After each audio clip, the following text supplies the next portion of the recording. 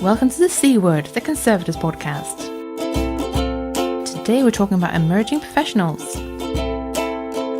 I'm Jenny Mathiasen, a conservator based in South Yorkshire. I'm Kloe Ramsey, a conservator based in Greater Manchester. And I'm Christina, a conservator based in Cambridgeshire. Alright, do we have any news, ladies? I've got one piece of news, which is that IIC have announced the date for their next Student and Emerging Conservator Conference, which will be held in Bern in Switzerland on the 12th and 13th of October. And the theme for this conference this time is conservation with head, hands and heart. And the sessions that they've got planned sort of follow the idea of using head, hands and heart as a conservator. So I'm guessing head is being represented by scientific research and conservation science and its applications. Hands, there's going to be a session about conservation and restoration in practice. And heart, this is the really interesting one, I think. There's going to be a whole session about passion and communication in conservation. Oh yeah, that sounds fantastic. So at the moment, it's just been announced as a save the date. As I said, 12th and 13th of October, but I guess they'll be putting up a call for papers pretty soon. And I think it's really great that they're carrying on with this. The first one was held in London in 2011, and they've since had ones in Copenhagen and Warsaw. So it looks like it's something that they're going to carry on doing every couple of years to give a voice to student and emerging conservators, and also as a forum to network and to discuss some of the issues that are kind of specific to emerging professionals. That sounds amazing. Save the day, people, and start saving for going to Switzerland. Yeah, unless you're in Switzerland already. Yes. More details on the IIC website, by the way. Amazing. Thanks very much, Christina. Anyone else? My bit of news is one of those nightmare new species news things, and it's the new species of silverfish has been found in the Museum of London. Yeah, crap. And is thought to be spreading around Europe. And this is a problem because it can survive in ambient RH, everyone. So there's no magic. Keep it at the proper RH and you'll all be fine. They survive at 40 to 65 RH. Oh, so the sweet spot. Great. Yes. Giant mutant silverfish. Giant mutant silverfish coming to attack our collections. And there's some lovely close-in, gruesome images of silverfish. So if you hate silverfish, maybe cover that page. Or use it as a dartboard. Yes. Oh, lovely.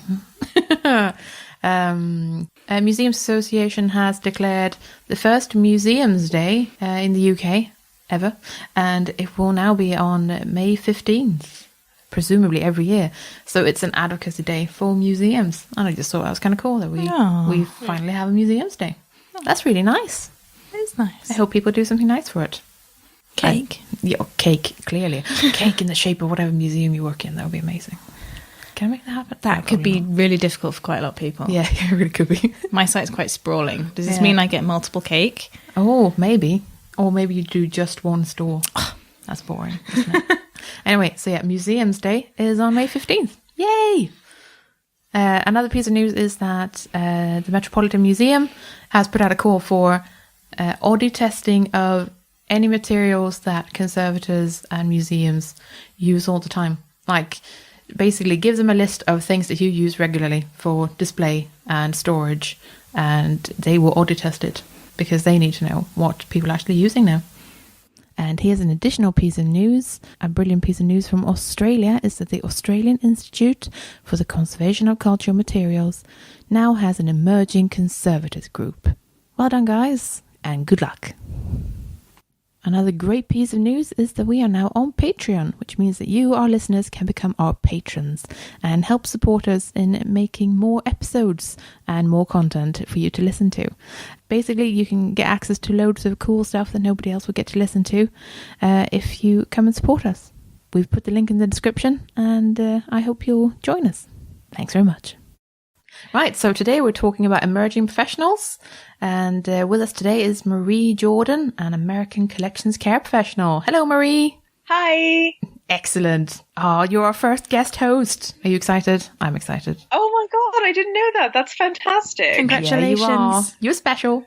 Yay! Yeah, No, quite. this was really fantastic. Thank you for inviting me to do this. I'm really, Thank really you for excited. accepting.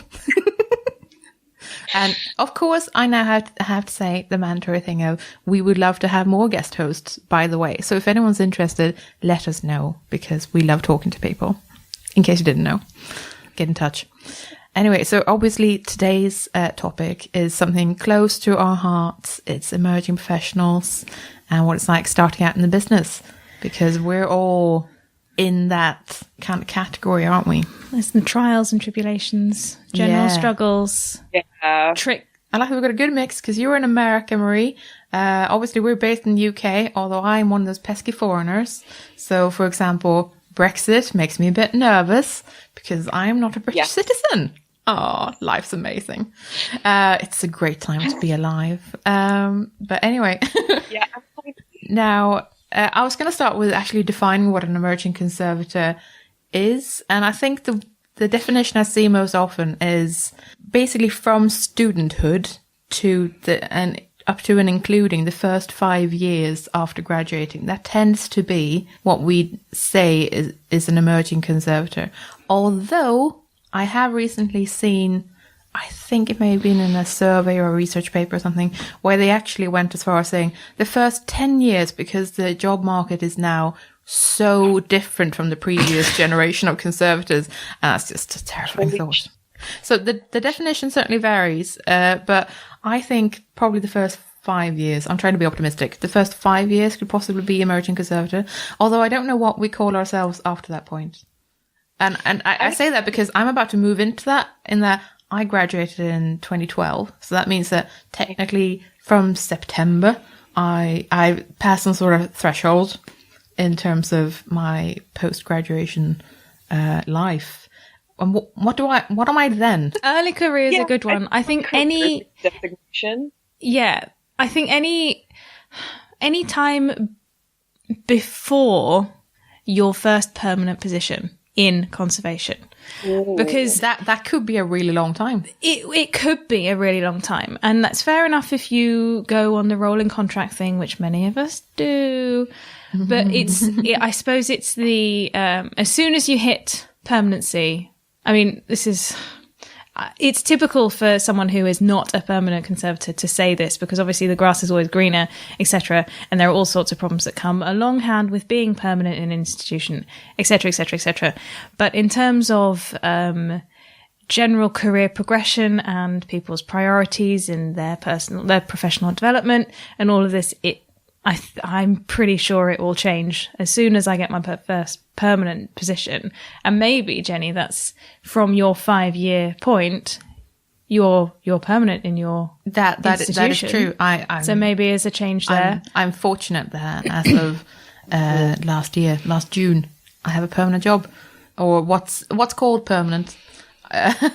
Permanent until there's a reshuffle, a funding cut, or they do something horrible. Redundancy, though, it'd be fine. Retrain, it'd be fine. So, with some caveats in place, I have a permanent job, which is lovely. So, yeah, I suppose next stage is early career. Then I suppose I could be early career rather than emerging, technically. But I'm gonna share all of my horror stories with you. And don't know if we've got time for all of them. No, you're quite right. Some of them, some of the horror stories. Are we going to do worst rejection as well? Because I think that's a good one. Oh, see, a really good one. Jenny and I have a bit of a competition. We have a bit of a competition of who's had the worst rejection. I think I'm winning. I don't know. Am I winning? Oh, I don't know. Oh, well, what's yours? When I learned that I couldn't be hired in the UK, there was crying. Because on visa, both right? sides of the phone. So that's visa complications, I'm guessing. Yeah, basically, I hadn't because the UK Home Office, the literature they put out is just like not a resource. I hadn't understand the laws around who could hire me. So I went for all these jobs and I was like, oh, they just have to be able to prove that I was the best qualified. This will be fine. Like somebody signs a form, it'll be great. interviewed for a job, and about a week later got a phone call, and they said, "We would love to hire you, but HR is telling us we have to offer the job to a UK or EU citizen who meets the minimum requirements first." Oh, my minimum. And, Wow. yeah. That's a kick in there. So basically, if it was, pretend it's me and some hypothetical person going for a position, we both obviously meet the minimum requirements because we're interviewed. Even if I'm the better candidate, I can't be offered the job first. Oh, that just makes you tired. And that's when we collectively learned this. And I think I started crying on the phone, and I'm pretty sure she started crying on the phone. So that was my introduction to immigration law. And okay, I think you win. Yeah, just straight up, I think you win. Yeah. I'll share mine. My worst rejection was I'd just done the interview, and they said, "Oh, we'll let you know probably by the end of the day." Now, as you might know, emails are timestamped. I had not left the building by the time the rejection email went out, and that's a very quick execution right there. And it would have been. I think I would have been less annoyed by it if I'd done a terrible interview, but it was easily one of my best ones. And I was like, wow, how do you win? How do you recover after that? Just hadn't even left the building. So yeah, that's some good stuff. That's some good stuff. I'm thinking probably it was an internal candidate that they'd already had their heart set on. And that's fine, but that's still harsh. Oh no, I have opinions about that, but yeah, they probably had someone and they were doing this to fulfill their legal obligations, but I have strong opinions about that. Yeah. Chloe? Mine was the fact that I was rejected for the job is not at all in any way a sore point, because I did the worst interview I've ever done in my entire life, and I'm shit at interviews. So I wasn't surprised in any way at all, but my rejection came through the job being re-advertised the following day. Oh. So at least, I think that's worse. At least it was a comfort that no one met the requirements. But at that point, I did think to myself, at least you could have just not been shit. And then that's all they wanted at this stage. So it was, and I did hear afterwards that there was several angry words with the HR department about that, because it was an administration mistake, which is all fair enough. But, at the time it was just just an email. And then the email that I received after I'd called saying, I'm a bit confused. What was, you have not been selected because there was a more suitable candidate. I was like, I know that's a lie. That's just a lie. That was a standard email. That was a mistake. Yeah. So that was other form email for my rejection, because this is just insulting us both. Yeah, exactly. Just tell me. It's fine. So swift execution, really horrible. Although also never being told, never hearing back. That's also kind of, guys. That's all. That happened to me, thankfully. Really, really bad. I had a job I interviewed for, and I think my blood pressure was just raised for about a month afterwards, because afterwards she was like, "Oh yeah, we will absolutely let you know. I hate it when people don't let people know." Nothing. No response to an email. Just, yeah. Yeah. That's so rubbish. A lot of HR departments are really overworked. But you've got to consider the candidates. They're really stressed out. A criminal to do it to somebody who's made the journey and gone through the stress and probably totally redone their portfolio and ironed the shirt and everything, to then not tell them after an interview. But to be honest, it even gets to me. It bothers me when people don't email you back after you send in an application, because fair enough not being selected. These jobs are wildly over applied for. It's absolutely fine, but then to sort of just wait and go, all right, well, it's been 3 weeks now, probably not, but maybe. And you get all these emails Put all the ones you don't want onto a list and send them a sorry email. How hard is it? Yeah. It's just, you know, it's a I do not courtesy. understand why people can't do that. I did once get an email from a place like 4 months after I'd applied, and they were just like, you could hear the exhaustion coming through because they were like, we found this took longer than we expected. It was like the opening line. You're just like, I can't even be angry because you sound so tired.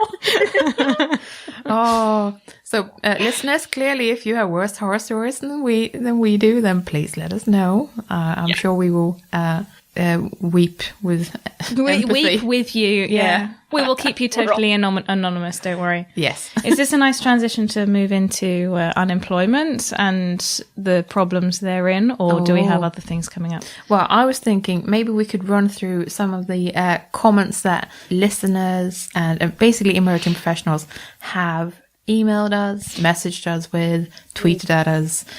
We won't mention any names, but basically we put out a call saying, emerging professionals, what are your troubles? Tell us, and we will talk about them.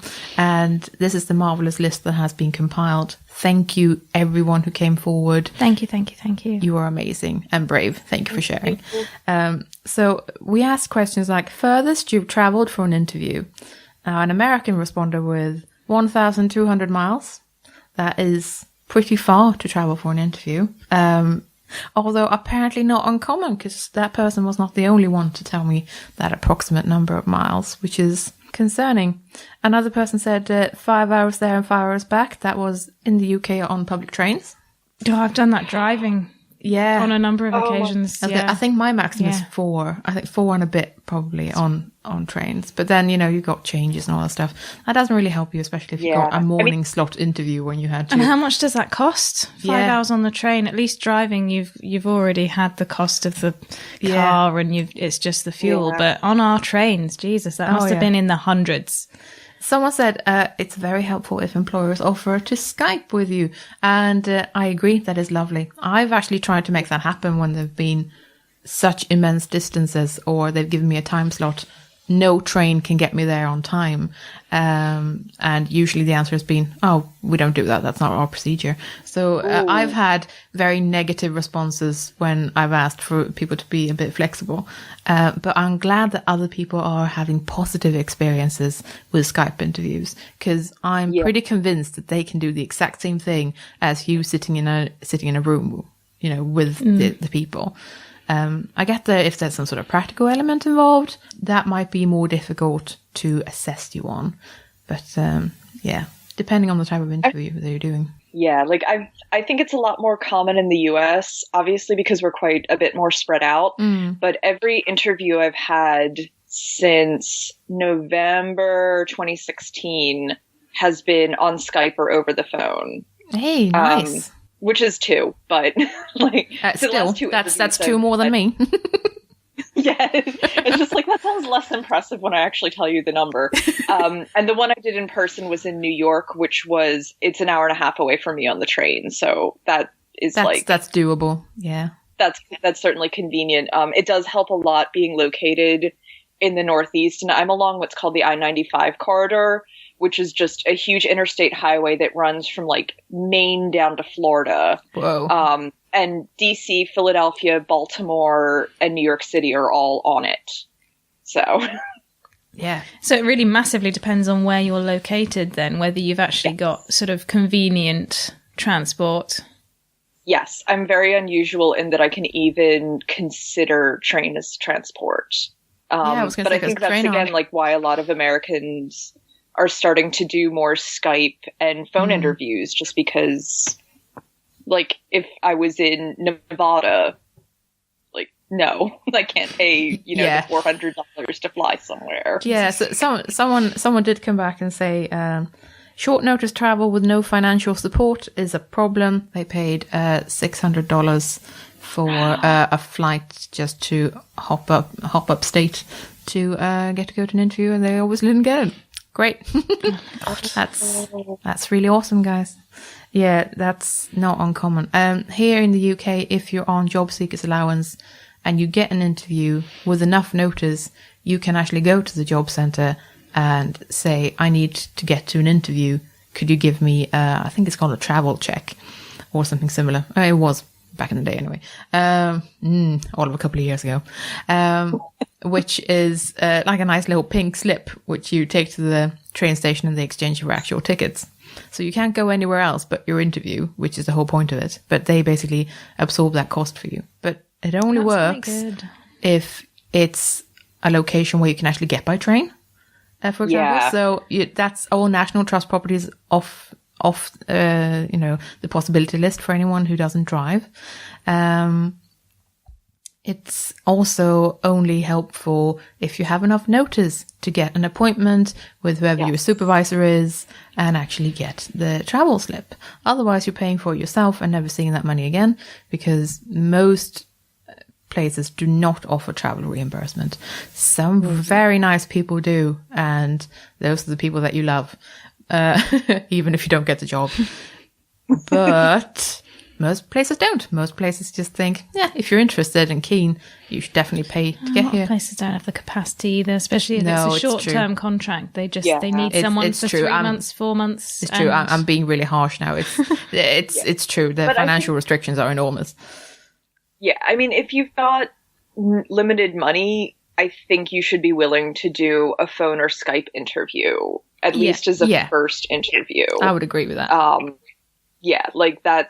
You need to give somewhere. Yeah, so that's something that's been flagged up. And also, obviously, sometimes you do need accommodation because you might have a time slot in the day where you can't get back that day or similar, or it's so early that you need to go somewhere the night before and stay somewhere.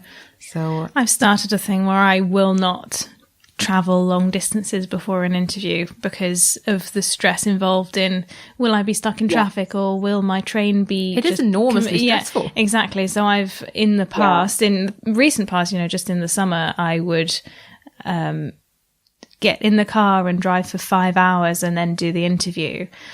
And I think it would be, I don't think it necessarily affected my interview performance because I'm shit at interviews.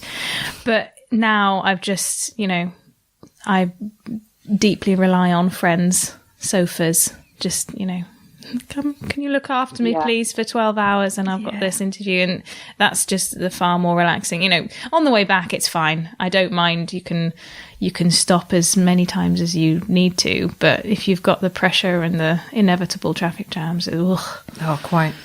We also asked people what the shortest contract they've applied for is. Now, this is varied. 3 months, 2 months, abroad unpaid, but supported with a grant, and 6 weeks. 6 weeks. That, to be honest, my first job was 6 weeks. It was, but I didn't have to move for that, so that is kind of crucial. But yeah, my first job was 6 weeks. And my second job was 2 months initially. And I moved across the country to that one. So, oh my God. I've accepted. Well, contract is a difficult one because I've done quite a lot of people know me and they need the work done and they have a temporary employment payment type situation. So I've done it for 10 days before, and I quit a job in IKEA to do that. Wow. Because I thought, this was after, as Jenny said, 2 months turns into 9 months, and I faithfully went on to 10 days to hope, in the hope that it would keep me on the radar. And it's that kind of, it's that kind of difficult situation where you literally don't want to turn down anything. Yeah. You don't want to say no to anything, no matter the difficulties of that, because you think, well, it could turn into something. It would be good on my CV. And then you've got yourself in the situation where you're relying on friends and family. And thankfully in that situation, I could live with my sister. But, when you've got your family as in my other half on the other side of the country, then you've got the relationship pressures and all of those things, it's not something you can do if you have children, for example. It's not something you can do unless you're on that understanding with your partner or if you're geographically anchored in a place, then that's not an option, and that would be difficult for anyone, I think. I'll pop in that I think I'm unique from you guys that I don't have a partner. Like, I have several plants that rely on me, and that's literally it. I'm very, very lucky that my parents And a are cat. Oh no, the cat is my housemate. Oh, that's a shame. Yeah. So I'm not actually responsible for the cat. And I have thought about, I've looked at, I think it was like a 6 or 8 month job in Seattle, which is 3,000 miles from where I live now. And kind of done well, if I'm moving to another large metro area, I can always temp, or right now I model for artists in art classes. I'm like, well, Seattle has a lot of art schools, so if this runs out, at least I'll still be in a metro area. But I recognize that I'm immensely privileged that I don't have to worry about family stuff, and I can just pick up and move across country for a 6-month contract and then like hope for the best. And I think that's something that like people really don't understand, that I'm in a massive minority to be able to do that. I agree. And it's not necessarily just that you're in a minority, that you are currently in this situation. It's also that a lot of us postpone being in more settled situations, Yes.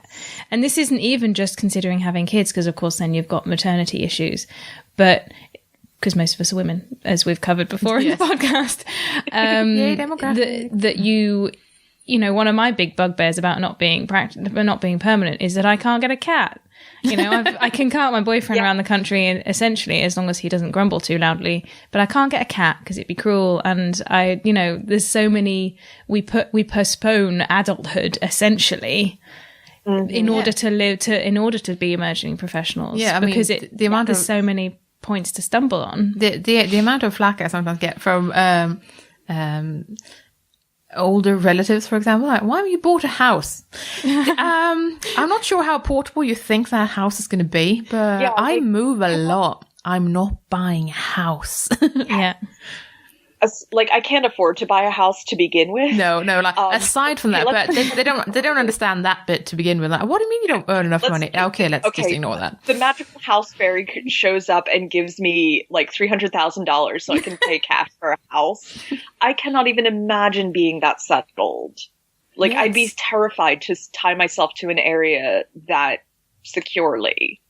Yeah, I mean, that bit is amazing, because there is actually a slight level of fear involved, at least for me, where it's like, yeah, but if I really commit to the area, then I probably say goodbye to my career, because what if that job goes away? Yeah. Then I'm there, and I can never go anywhere where a job is. That's terrifying.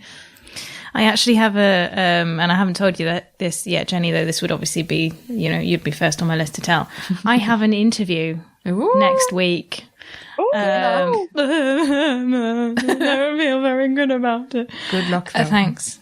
And it's for a 6-month job, and I will talk about it because we're due to release this after the point where I would have accepted the job. So it's one of those jobs that's the rubbish combination of really far away from where I am currently, very short term, and really exciting. So the project is fantastic and I want to do it, but it's, I've already had 2 arguments with my partner and talkings from my parents, because they say it's ridiculous to move across the country and leave the area that you love and you have friends and you have all of the blah, blah, blah, blah, blah for 6 months. What are you going to do? I'd be unemployed by Christmas, that kind of thing. And I totally see that. But Yeah, this is the situation that pretty much all emerging conservation professionals are in, where it's you are faced with, and also family members don't necessarily understand, where it's like, yeah, but if I take this job, it might lead to something. And they're like, that's a pretty big gamble. Yeah, you're telling me. I'm the one who has to pay the bills. Yeah. Like, my other gamble is not being employed and having a longer gap on my resume. So yeah, then gaps on resumes is a big thing. I would be interested to know from employers how much of a difference that makes to the perception of a candidate, because especially in this situation, there are going to be gaps. And if you've got to fill in, recently I've done 2 applications where in each one I had to account for all of the time for the last 3 years. That's my least favorite bit. Including, any other employment or unemployment. And it just feels really shit to have to write down 4 months unemployed, 5 months unemployed. I wasn't just sitting on my ass. I was applying to jobs constantly. How can you make that sound more proactive? Because it's as proactive as it can be. Yeah. What can you do? You can say, sorry. Oh, no. What I've done is I have a lot of volunteer gigs, and I just put that on my resume. Nobody needs to know the fact that I'm volunteer coordinator for Philadelphia Ship Preservation Guild is unpaid. Although now everyone knows that. No, I don't think I think volunteering is another issue that we can be talking about, but I wouldn't say that a volunteer position is necessarily or should necessarily be considered less worthy than a paid position. But that is another thing that'd be really interesting to know how that's perceived. Yeah, I would be very curious because anyone who sort of who looked into it, it's on the website that it's an entirely volunteer run organization. So 12 seconds of Googling, but it's also I won't put that gig as a barista on my resume because it just takes up space and nobody cares. Yeah, so same with me and IKEA. I'm hoping to fill it in with volunteer gigs so I at least look like I'm improving myself and nobody needs to know what I did to pay my rent in the intervening time. That makes it sound kind of dirty. Nobody needs to know what I did. Slightly how I feel sometimes when I put all of my seedy odd jobs on the complete employment history, and I'm like, yeah, I'm not proud of these things. This actually ties in with one of the lovely comments we had on the Facebook page as a private message. A conservator from Australia asked how we deal with or give ideas of how you deal with short and long stretches of unemployment. And I think it's, something to pay the bills. Cry. Then dry your tears and go for temp work. I suppose in the UK, there's temping agencies. There's job seekers allowance, but then that's really difficult because they want you to go for any job. So I tried doing it, and the problem was that they were saying, they heard all my qualifications and they sort of had the idea of what was going on, and they said, you're going to have to take any job.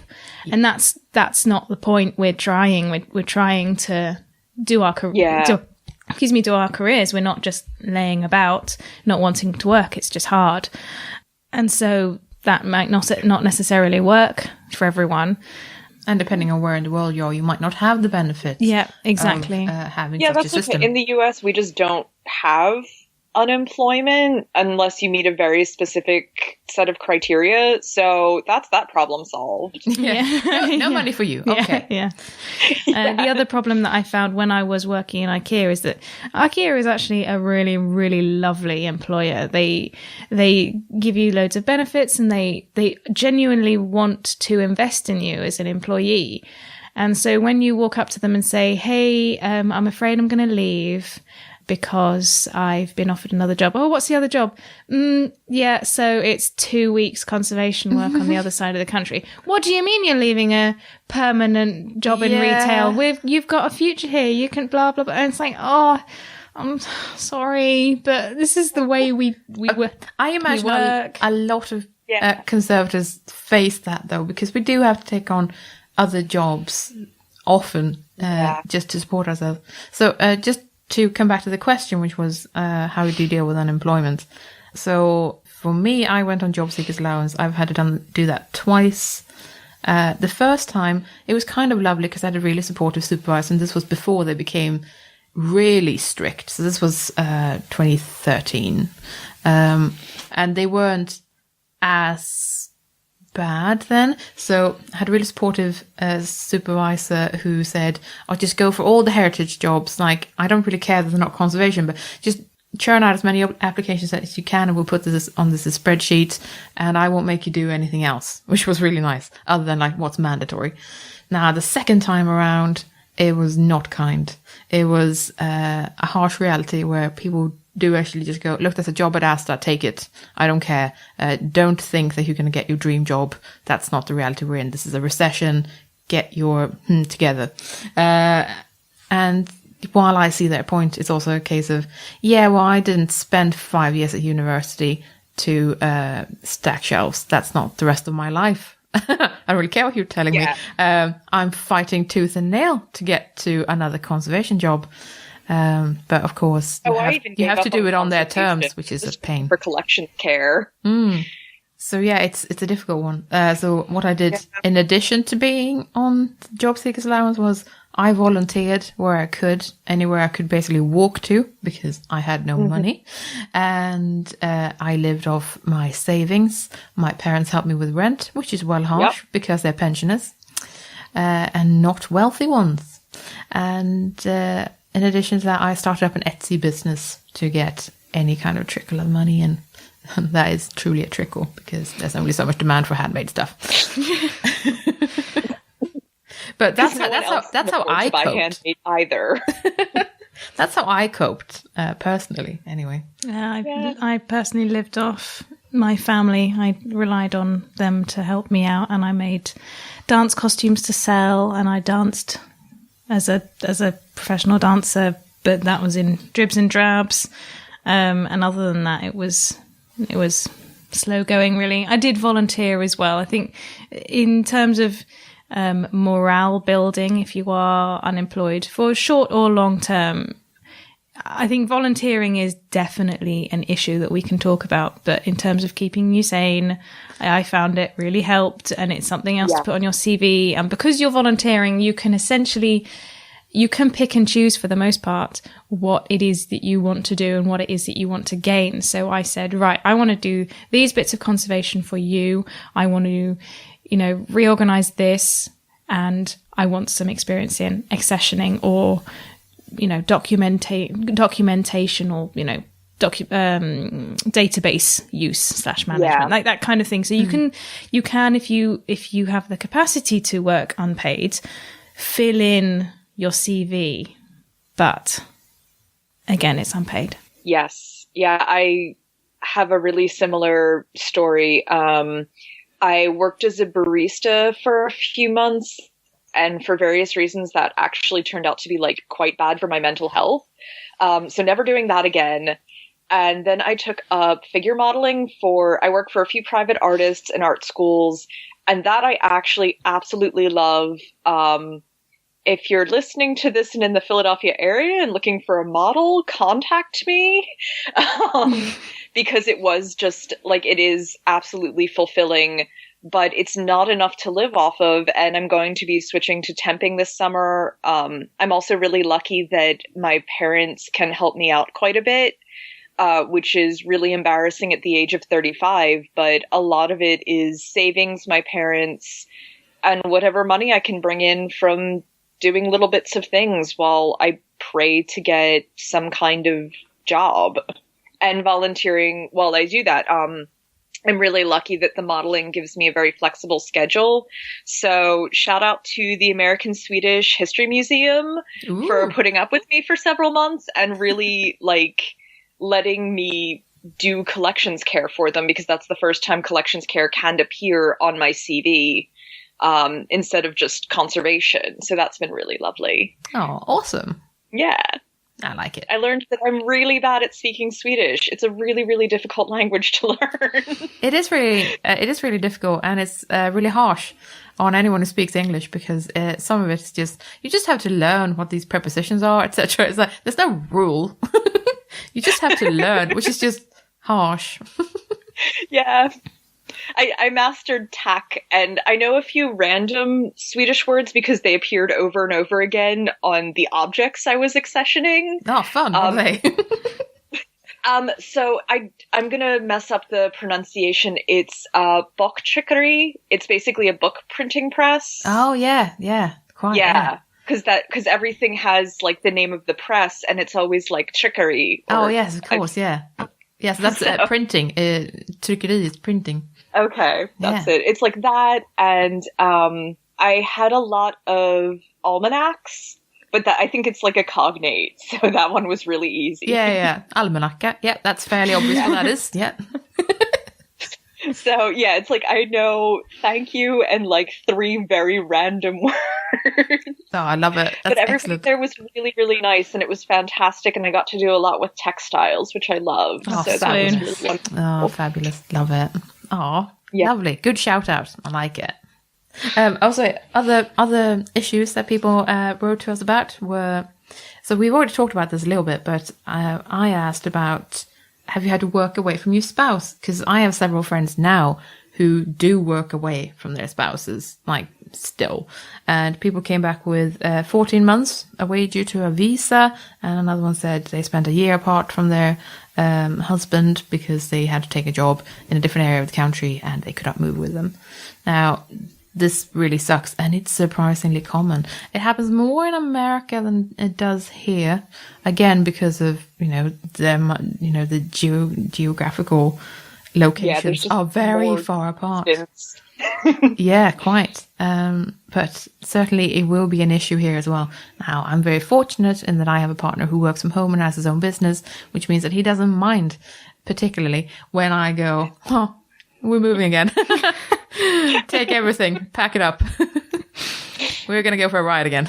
This is the situation has changed with me. That the longest I've spent away from my partner was 9 months in the first instance, and then 5 months in the second. And he was away for his work in between that, but now his job has changed, so he can work from home. So I am, and this is why I'm not majorly freaking out about the job I'm interviewing for, because I can just bring him with me. But otherwise it would be a nightmare. I also asked for, actually this is a question from you, worst contract to travel ratio, Minneapolis to upstate New York for a 3-month contract, which involved living almost entirely off their savings. That is pretty bad. How long is that? That is another one of those massive distances, Yeah, like, 1,200 it's miles. a couple thousand miles. Yeah, like that's insane. 1,500 miles, something like that. And upstate New York, there's not a lot there. Like, you need a car, and it's beautiful. Like, it's absolutely stunning countryside. But, like, it's not sort of lots of urban centers. Yeah, I've got a friend who lives up there, and yeah, that pretty much matches her description of it. Yeah. Do you have areas that you see a job advertised in them? So I'm working around to London. We see a job advertised in them, and if it's, it has to be a very specific set of, pay and contract length for it actually to be physically possible to do it. So is there an equivalent in the States where you just have to essentially just say, nah, can't do that, can't physically make it work, financially make it work, I should say? Yeah. I mean, San Francisco is probably my first choice for that, because the cost of living, like, really anywhere, even within commuting distance at this point, is just outrageous. It is impossible, even if you're sharing. New York City is famously quite expensive, but if you are willing to live in, like, northern New Jersey and share a house, or even, like, some of the outer boroughs, like, if you can live in fairly interesting places, you're going to be sharing with 2 or 3 other people, but it's just about affordable at fairly cheap prices. But yeah, there's definitely places that fall into that London trap of, this is physically impossible for me because, like, unless I get 3 side jobs, this just can't be done. The big advantages are both California and New York have very, very good employment cultures, I want to say, where there is a little bit more of a push to pay a rate that matches where you're going to be living. Like San Francisco is just obscene. Like it's bad there. New York, I think, is a little bit better, but definitely, yeah. So I actually had to turn down a London job at one point, which I was gutted about because it was a lovely job. And I'd actually run the numbers. And the numbers said, you're losing money if you're paying rent and paying for the commute. That's not including bills or food, like just commuting in. And I lived only 45 minutes from like commuting distance. I would have lost money actively every month despite being paid. And I was like, I'm really sorry. You'll have to offer it to someone else. I was borderline in the London situation. I was commuting. I was lucky enough to live with my parents and be fed by them. And I was, just the commute was pretty much all of the money that I had every month. So I absolutely didn't get out of the overdraft that season. Oh, yes. But again, and I think we touched on this in an earlier episode of the podcast of demographics, that we are a really set example of a set of people that do have other resources or other, if it's crafty or we're are you looking for white middle class women? Yeah, we're all white middle class women who can rely on family to pay their way and to facilitate the ridiculous rock star career of the highly educated professional conservator. Yeah, but it amazes me that A, we're so resilient, and B, we're so incredibly accepting of these weird conditions that we live in that nobody kicks up a fuss about this. Yeah, it's just what it is. Really? Is it okay though? Like we're not even breaking even. No. Like we're actually losing money working like that. How is nobody, including the professional organizations, going, hang on a minute, it's got to be doable? It's difficult for everyone. This is the problem, that you've for the conservators, you've got for people, even if you're not accepting conservation jobs, if it's collections care, or, some other group of essentially the same kind of work. If it's short term, and that's the problem, and it's people have to travel, you're massively, from an employer's point of view, you're massively reducing the pool of people that will accept work like that. And if you've got a project needs to be done, you've only got 2 months funding for it, you need it to be done well and really quickly, you're going to spend a lot of time on training, because how many of the highly experienced conservator bracket can just drop everything in order to work in a place for 2 months? It's going to be your entry-level job, which is fantastic experience for the entry-level conservators, but it's just difficult. Then they're on moving somewhere for 2 months and desperately hoping and possibly leaving behind partners and family and etc. So it's rubbish for everyone. I think it would help if the employers kind of recognize that sometimes, because sometimes it's just a case of you kind of borderline meat on a slab in that, like, that it's like, we just need a body to fill this role. That's nice. Yeah. But the amount of stress you're going through when you don't know if you're going to be able to meet next month's rent is enormous and soul crushing. And I once had my 0-hour contract reduced from being full-time to part-time at a moment's notice, which those are the rules of the game, and that is horrible. But I really surprised my then supervisor by bursting out in tears, which really confused them. It was like, why is that upsetting? I'm like, because it means I don't eat. I'm living hand to mouth. It was difficult to convey because they were obviously a well-established conservation professional, owns their own house. They've got their stuff sorted. So the leap to think that someone might genuinely starve if they don't have the amount of hours they need, that was almost too much. Those two realities do not coexist. Like, they can't gel at all. That's the enraging part, and I do not want to hear word one about someone meebling about how why are the arts and heritage considered elitist? Why do we only have these highly privileged people working in the arts and heritage sector? Because that's how it's set up. I do not want to hear you meebling about, we don't understand why this happened. How can we possibly change it? Like, because only people who can, A, have the money to become highly educated, and then B, like every one of us on this podcast, and I would imagine most of our listeners who work in the conservation and collections care field, we've all like relied on parents and partners and just anyone who will give us money to do anything pretty much.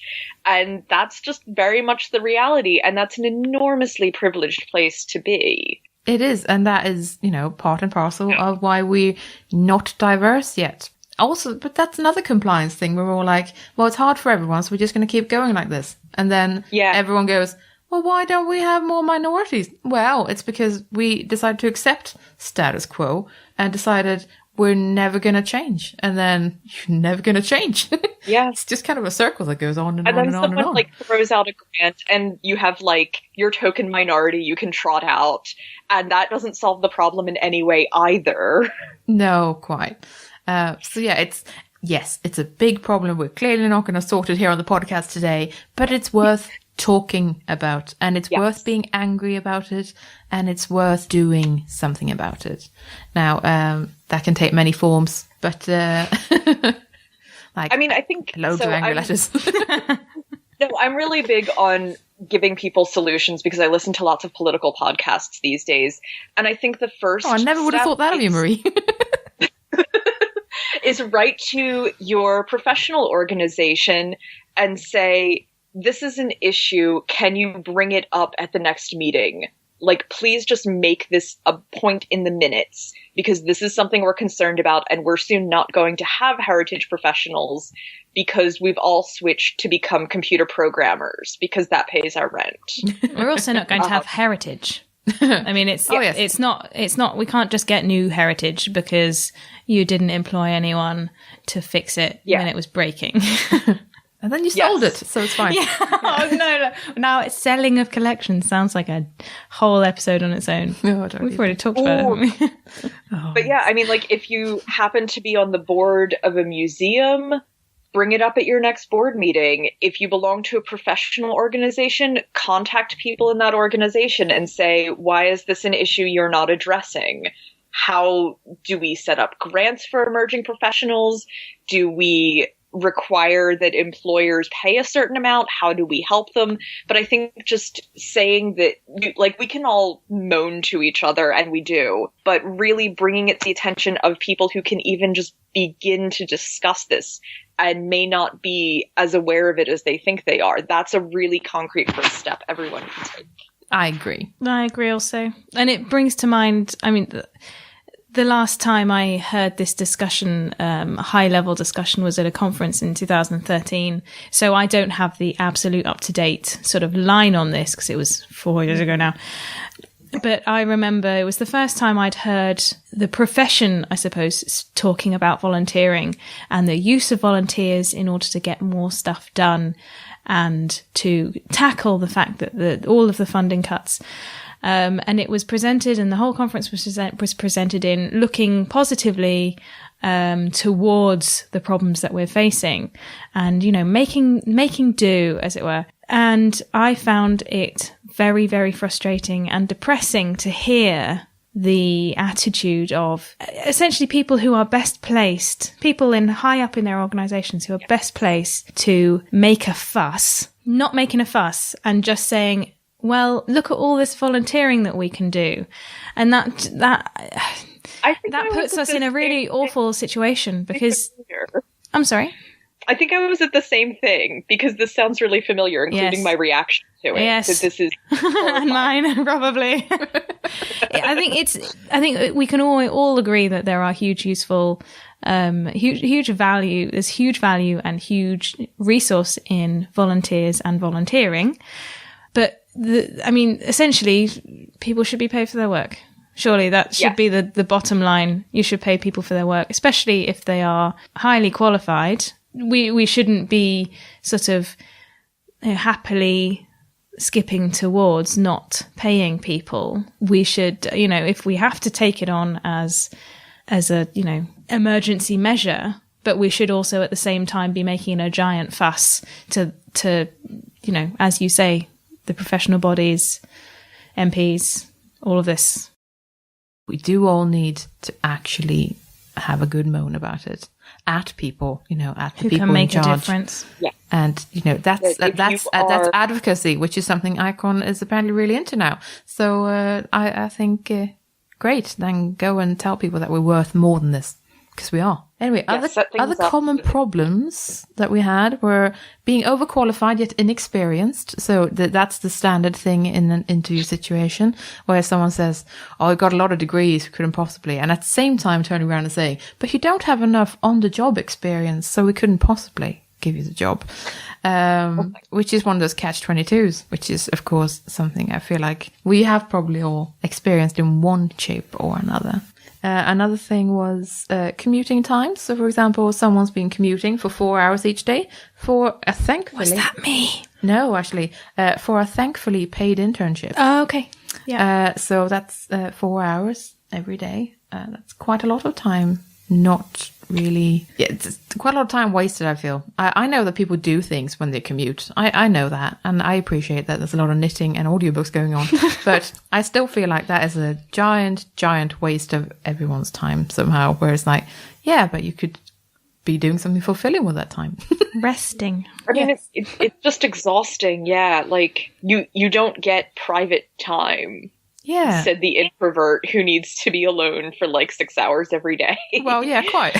So, I mean, yeah, we're very, very tolerant towards commuting enormous distances and just going, that's fine. I went for a job in Brooklyn, and like the woman I interviewed with was stunned that I was willing to move to Brooklyn.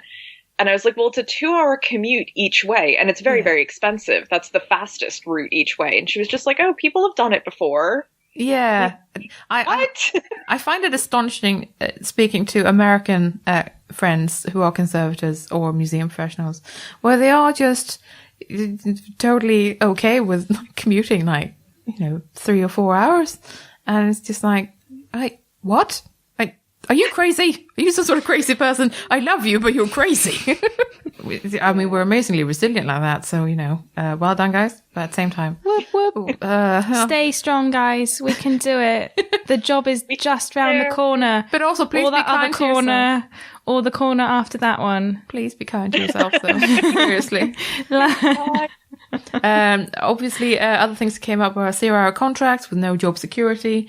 Been there, done that. I'm also on Reddit a lot. So r/museum pros is the museum professional area of Reddit, and there are quite a lot of sad stories sometimes where people go, okay, so I've had to give up now because I'm doing something else. I'm becoming an accountant because I can't take this anymore. The fact that I don't know if in 6 months' time I still have a job. Yeah. And that is totally understandable. And it's terrifying. It is terrifying. And I completely get that there's only so much of that you can take. Perhaps moving on to a more positive note, people have asked us, what are useful skills to have beyond just conservation skills to get hired? And that is a great question. I think... Management. Yes, definitely. Managing other people. Sorry, I didn't even let you finish. People skills. That's totally people skills. Yeah. A real thing. Being good at interviews. Yeah. Well, besides that, databases comes up every single time. IT skills, definitely. Like, I think all around you need really good IT skills. Yeah. I think the more you can do, the more valuable you are to some employers. I say that some employers because obviously there are big institutions that just want the organics conservator to do those things, and they're only really interested in that kind of shape of person. But then you will have other types of employers where they're like really grateful if you bring other skills to the team, whereas like, I can do social media coordination. Can you? Brilliant. That's a good brownie point right there. People skills, like we've already mentioned.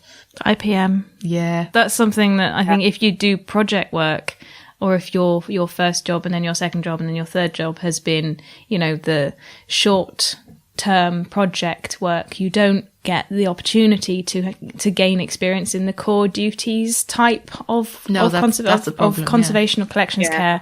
So and again, this is the kind of thing that might come up in the volunteering if you do find yourself unemployed and you do have the opportunity to volunteer. The opportunity is, though, it's a gift. Those sorts of things, the ones that we might not necessarily fancy doing all the time, those are the ones that people really want, because no one wants to go and pick up sticky things covered in it's bugs. Worth going for the slightly less glamorous aspect of the job, just because that's what people want. It's bog standard. They want it. What like, else? can you just do environmental monitoring? Yeah. I think that's plenty for today. Thank you so much, Marie, for joining us on the show. It's been a real pleasure. Thank you. Please come again. Definitely. Thank you so much for inviting me. We've only managed to touch on a few of the comments and a few of the things that we've done. Yeah, to be honest, there's so much more that we'd like to say. But frankly, this episode is probably a really long one. But thank you. Thank you, everyone, for listening. Please send us your comments, your suggestions, your corrections, anything at all. We love hearing from you. And this is a really important topic to all of us, as you may have noticed by the fact that we got quite fighty about it. Please get in touch. And now we're going to listen to Christina interviewing Jonathan Ashley Smith, the man, the myth, the legend. While Jenny and Chloe were chatting with Marie, I went to interview Jonathan Ashley Smith, former head of conservation at the V&A and now a teacher and consultant in cultural heritage risk. We spoke about how conservation training has changed over the years, the importance of craft and hand skills, and why it pays to get on with your colleagues as an emerging conservator. Could you tell me a bit about your own career in conservation?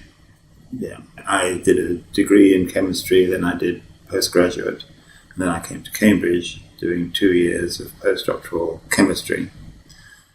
At that time, my dream was to become a lecturer in inorganic chemistry, but there were no jobs in the whole world at that time.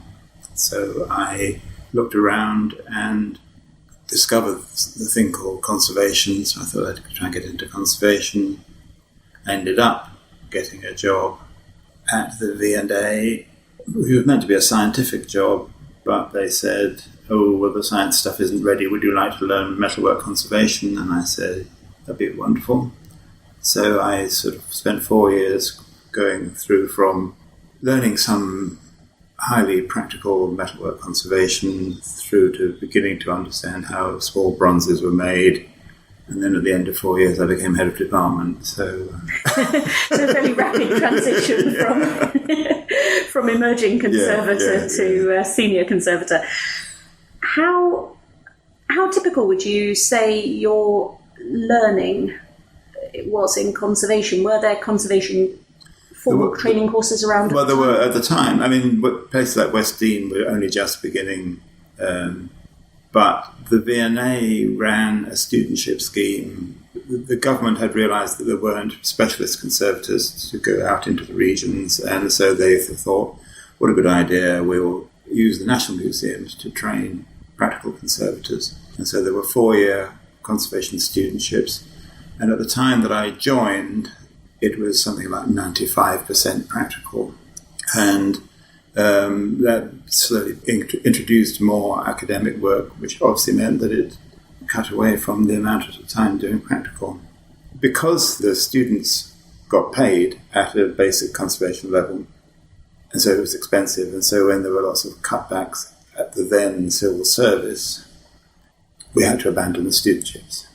But I got into conversation with Christopher Frayling, and he said, well, we're thinking of introducing conservation. So I said, okay, well, let's join together and we'll do a joint course.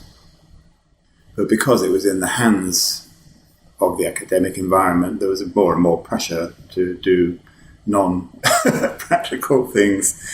And the major project for each student moved from being a major object to a major research topic. So slowly but surely, the nature of things changed. I think the V&A course was probably unique in being a course that was run jointly with a major employer. That's right. Yeah. Of conservators.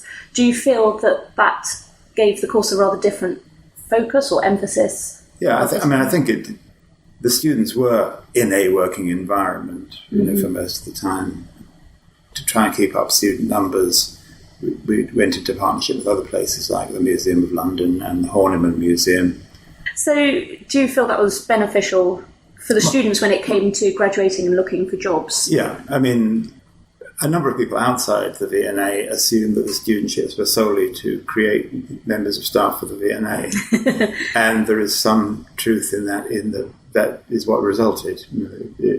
Several people then went on to jobs. Because, again, in this general discussion about going from training to jobs, one of the things that people select for is whether they'll fit in the team. Despite however good you are or however bad you are, the personality really counts. And if you've worked as an intern or as a student in a department, you have you've made your bed. If you've screwed things up, then they definitely don't want to. But more than likely that they've found a workaround and you found a workaround, and therefore you end up being a strong candidate for the job.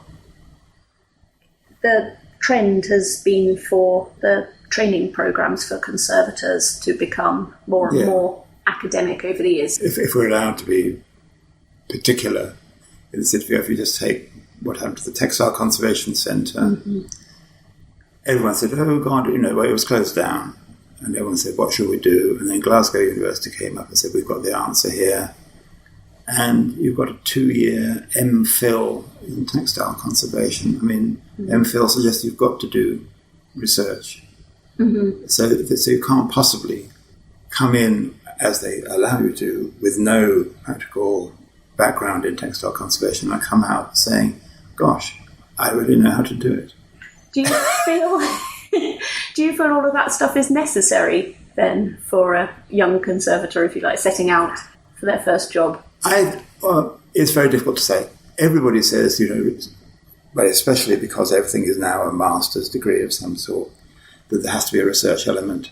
And therefore people do a lot of research which they will not be in a position to do when they get their first job. They are setting students up to be disillusioned in the first few years of their work. It probably is helpful if the research is very well directed. But again, the temptation these days is to allow students to do what they want to do rather than what you think will be good for them. So the research could be on something that doesn't help understand objects at all, too much directed to art historical or anthropological context rather than about the materials.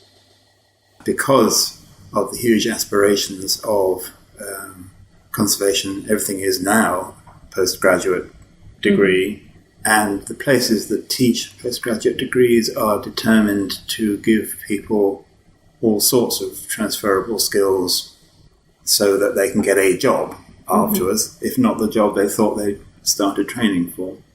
But given that it's impossible, we could still say it's highly desirable that after, let's say, the first year, where students are exposed to all of the things that a conservator might do, through, from collections care to technical examination through to bench work, practical interventive work, they then get a chance to specialise, which is not there at the moment as far as I can see. So the only real solution, if you are determined to become, if you feel you have the skills and you want to develop those skills and become a person who does interventive work of some sort, hands-on work of some sort, is to push for the internships programs to be better than they are.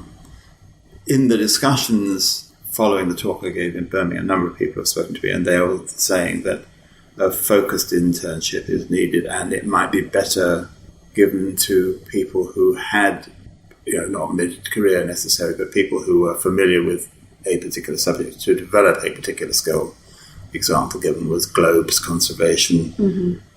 You're not going to develop a skill at globe conservation as a student, but you've got to do it later, and it might be well if you've got some other skills before that, to do that as a later career internship. So for the new student who hasn't had enough time to be introduced to skills, then internships seem to be the answer. So in the paper I wrote, I talked about the National Trust textile conservation internship, which is 3 years, which is probably about right. What skills would you say new conservators need most? Well, so in terms of being selected for a job, as I said, being nice, being pleasant, being personable, so that's the first thing you need to do, is be aware that interpersonal skills are important. It's inevitable that confidence presentation skills are important. Not necessarily to give a lecture immediately, but being able, when some worthy comes around your department and says, "Oh, what are you doing?"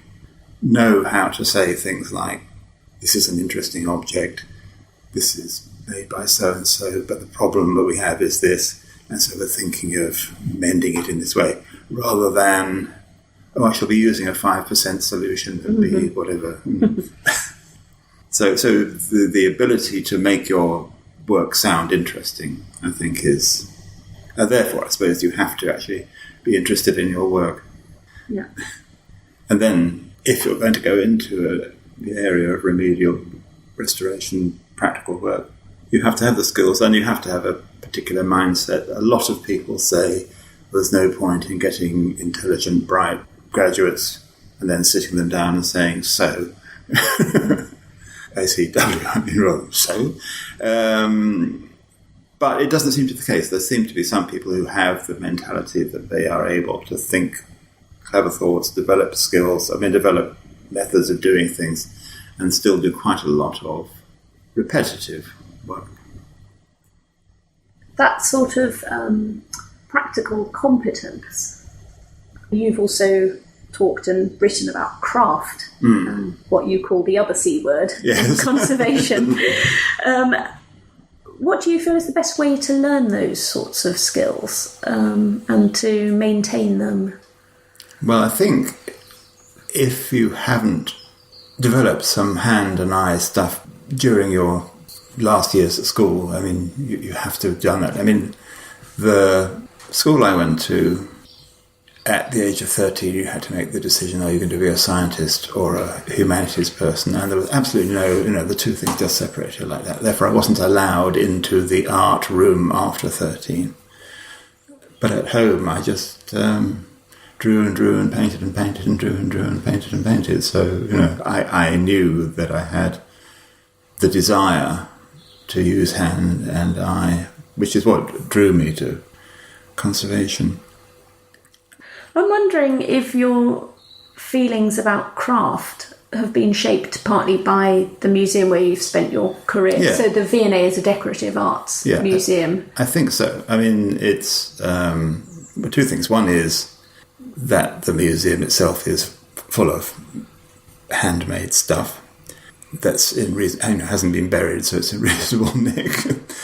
But the conservation department at that time was mostly by people who would refer to themselves as craftsmen, and they had gone in there with craft skills of some sort. So that I was aware of people who had skill, and I was aware of the fact that, at the time I took over the department, I would say 90% of staff time was spent on practical conservation work.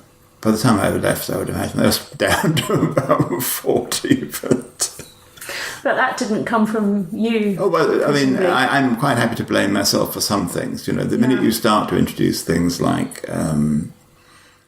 record keeping of any sort, and then it was me that got involved with the exhibitions department and with loans, and therefore the minute you're doing condition reporting, and in order to achieve equality between conservators and curators, I campaigned to get conservators to be sent on career trips.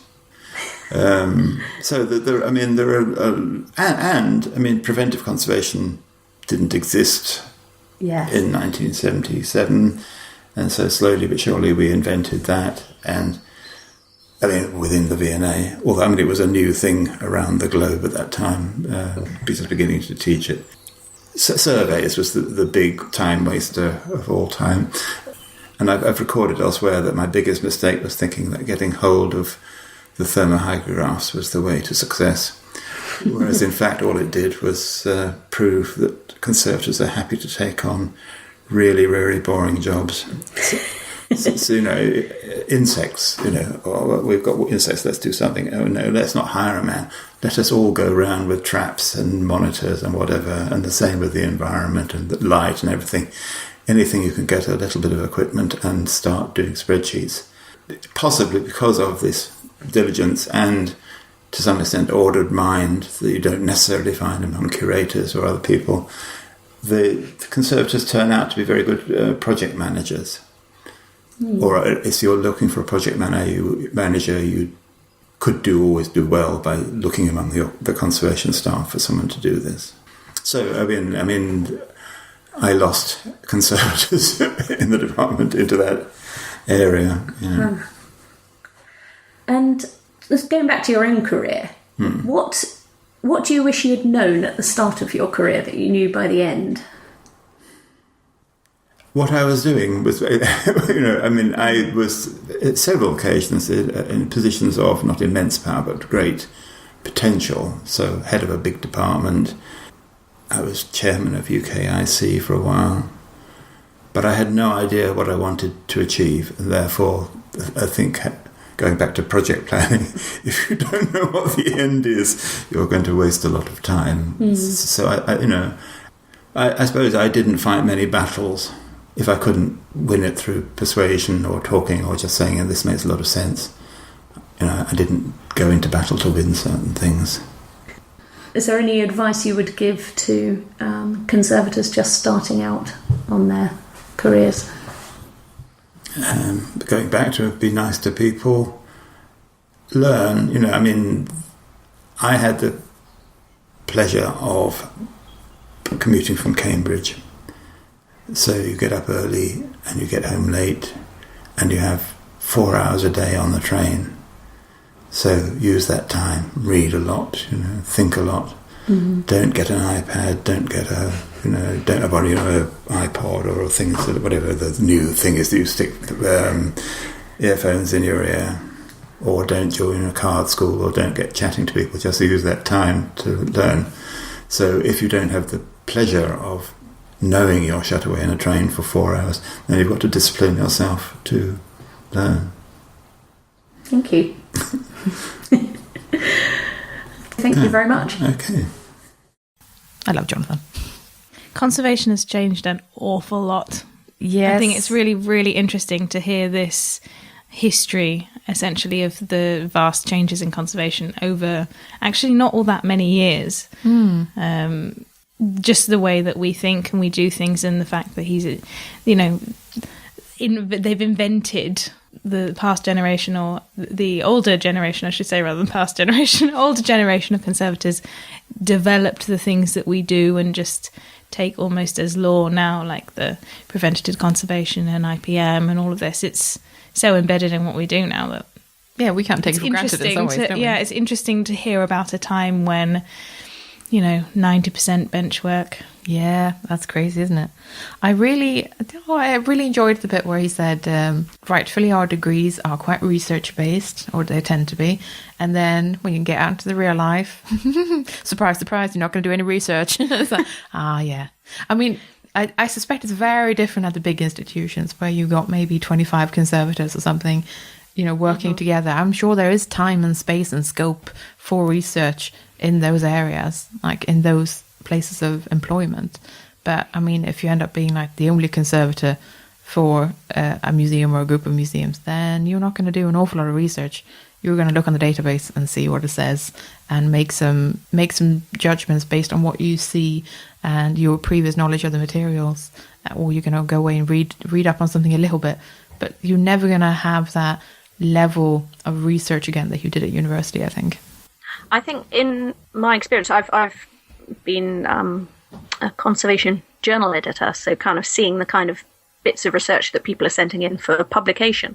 And quite a bit of it did come out of student projects, because that was the main time when people felt they had that kind of time and leisure to really delve into something, but also because universities have resources that very few museums have in terms of analytical equipment and so on. So it means you can actually do really cool stuff. And a lot of the time, the stuff the students were doing was really novel and inventive. They were doing really kind of innovative, useful stuff. And so I think it's a bit of a dilemma. I think we kind of need to keep that kind of research for the benefit of the profession, but in terms of people's individual development as conservators, it's possibly open to debate, really, how useful that is for your career to have such kind of research heavy conservation training. Well, it's certainly something we're thinking about. I also find it really interesting what he says about his C word, craft. I think it's something I've talked about with other conservators, especially ones that are retiring soon, for example, because of the different level in practical skills. And I guess for me, practical skills come very naturally because my parents are very craft-based people, whereas my dad is he's a bit of a tinkerer. So he's someone who's always been building something or taking something apart and checking what's inside and putting it back together and making it work again. And I guess having grown up in an environment where that's natural, that means that I go into my work with a very practical attitude, which is great. And I guess the thing is that's it hadn't really occurred to me that that's not really the normal standard. Maybe people don't have that kind of background, and I mean I guess I've got creative ADHD in that I do far too many things. Like I make jewellery and I do papercraft and I do a bit of woodworking and I do a bit of this and a bit of that, and I just do things all the time, which I guess must help with practical skills. And it is something that I always put in my practice. So I make stage costumes, dance costumes to sell for professional dancers. And it's something I always put in job applications in the statements, because I think, it's one of those fun fact type things to put in. It's a way that I can say, look how good I am with my hands, essentially.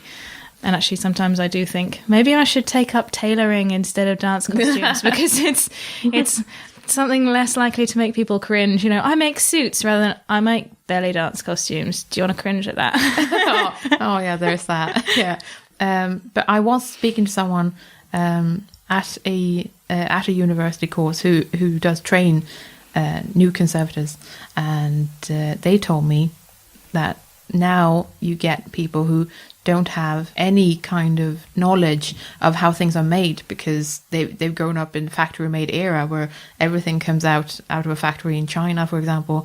So they don't necessarily recognize rivets or where something's being soldered together like in an object. So they have to teach them more from the ground up, in that this is how something is made and these are the clues, because they're not used to necessarily looking at things as handmade or not mass manufactured, for example. What do you think, Christina? Is this something that you've seen in your career as well, a sort of prevalence of crafts and a prevalence of the importance of crafts in conservators? It's difficult to say, actually. I mean, I've done jobs where there's been a lot of very routine work, where the skill really and the expertise has been in the decision making that goes into it, but the work itself is not necessarily highly skilled in practical terms.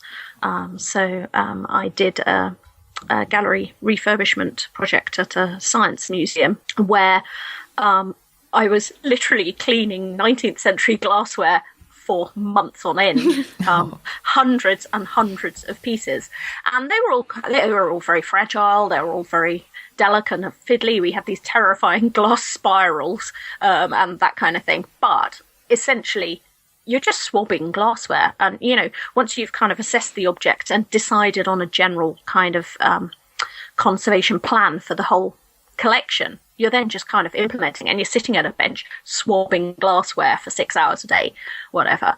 And it's really important work, and it does need a conservator, but it certainly wasn't making tremendous use of my practical skills. But then every now and then you come up against something which kind of pushes them to the limit.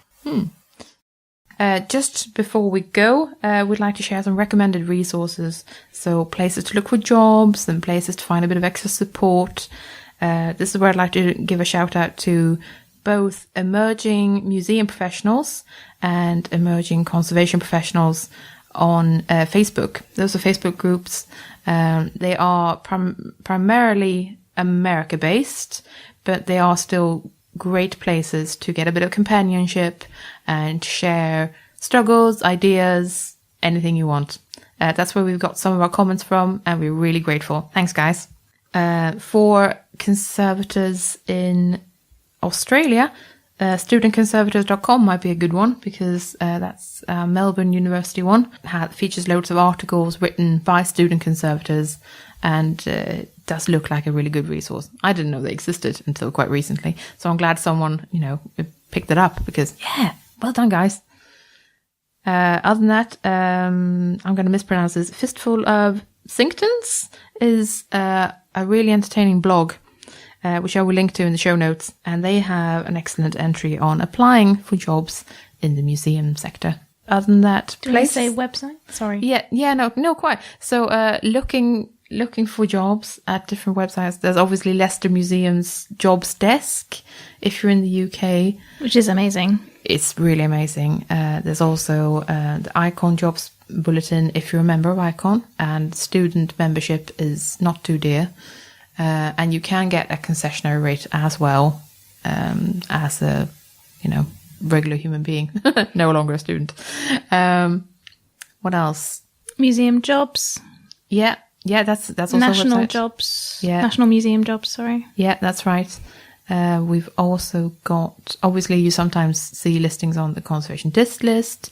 They can be worldwide, so that's a great place to look as well, including internships, fellowships, all that stuff, which I'm sure you already know about, but it is worth mentioning. And to be honest, trawl through as many job sites as you can. Sometimes unexpected gems come up at things like local authority jobs in the UK, for example, where sometimes conservation posts are advertised. Just look everywhere. Leave no stone unturned. You will find a job. You will do well. Stay strong, guys.